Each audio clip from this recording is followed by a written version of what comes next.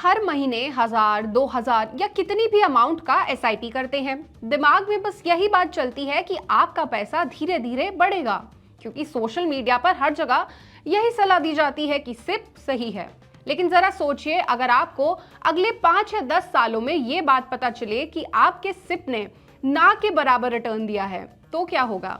कुछ ऐसा ही हुआ एक चार्टर्ड अकाउंटेंट श्रुति इनानी के साथ, जिन्होंने हाल ही में लिंक्डइन पर बताया कि उनकी पहली सिप साल 2021 में 1000 रुपए से शुरू हुई थी और वो हर महीने निवेश करती हैं। लेकिन एक नई रिपोर्ट ने उन्हें ये सोचने पर मजबूर कर दिया कि क्या उन्होंने सही रास्ता चुना है या नहीं।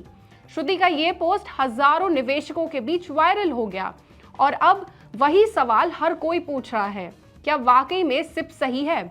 आज की इस वीडियो में हम इसी मुद्दे पर डिटेल में बात करेंगे और जानेंगे कि ये कौन सी रिपोर्ट थी। नमस्कार, मैं हूं सलोनी त्यागी और आप देख रहे हैं मनी 9। कोटक इंस्टीट्यूशनल इक्विटीज और सिंगापुर बेस्ड रिसर्चर राजन राजू ने पिछले 20 सालों का डेटा जांचा। इसमें 2005 से साल 2025 तक का सिप रिटर्न्स की तुलना लमसम निवेश से की गई और इसके नतीजे बताते हैं कि सिप हमेशा फायदेमंद नहीं होती। इस रिपोर्ट में ये बात सामने आई कि 3 साल की सिप में घाटे का खतरा 6% से ज्यादा है, जबकि लमसम निवेश में ये 5% के करीब था। 5 साल की एसआईपी में भी लगभग 2 से 3% निवेशकों को उम्मीद से कम रिटर्न मिला। खासकर स्मॉल कैप फंड्स में 14% निवेशकों को नुकसान या बहुत कम फायदा मिला।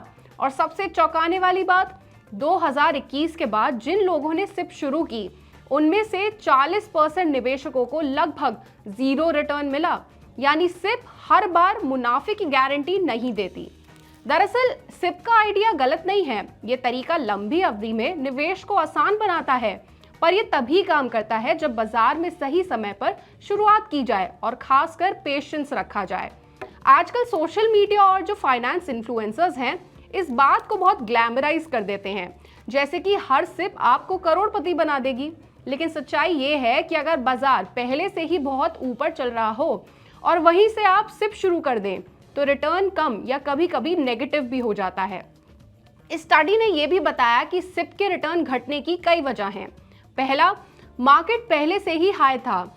बहुत से लोगों ने सिप तब शुरू की जब शेयर मार्केट रिकॉर्ड स्तर पर था। दूसरी वजह है सोशल मीडिया हाइप।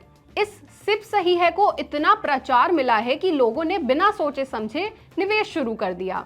साथ ही पहली बार निवेश करने वाले भी एक बड़ा रीजन है। छोटे शहरों के लाखों नए निवेशक बिना सही गाइडलाइंस के सिप में कूद पड़े। इसके अलावा छोटे कैप का क्रेज भी एक बहुत बड़ा रीजन है। ज्यादा रिटर्न के लालच में कई लोगों ने हाई रिस्क वाले स्मॉल कैप फंड्स में निवेश किया। सीए श्रुति इनानी का ये पोस्ट इसलिए भी चर्चा में आया क्योंकि उन्होंने वही बात कही जो ज्यादातर लोग सोचते तो हैं पर कहते नहीं। उन्होंने कहा कि सिप कोई जादू नहीं है, ये उन लोगों के लिए एक ट्रेनिंग व्हील्स जैसा है जो मार्केट गिरने पर घबरा जाते हैं। लेकिन इसमें भी रिस्क है और कई बार रिटर्न उतना नहीं मिलता जितनी आप उम्मीद लगाते हैं। उनके इस पोस्ट पर हजारों कमेंट्स आए और कई लोगों ने लिखा कि वो भी पिछले कुछ सालों से सिप कर रहे हैं, पर उन्हें रिटर्न देखकर काफी निराशा हुई है। अगर आप भी सिप कर रहे हैं या शुरू करने का सोच रहे हैं, तो आपको घबराने की जरूरत नहीं है, बल्कि समझदारी से काम लेने की जरूरत है। सबसे पहले रियलिस्टिक उम्मीद रखें।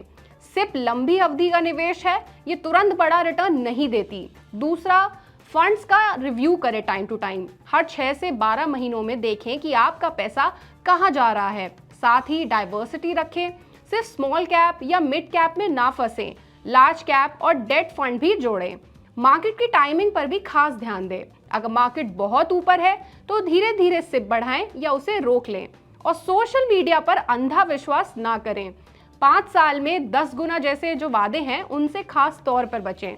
इस पूरे मामले पर आपकी क्या राय है, हमें कमेंट सेक्शन में जरूर बताएं।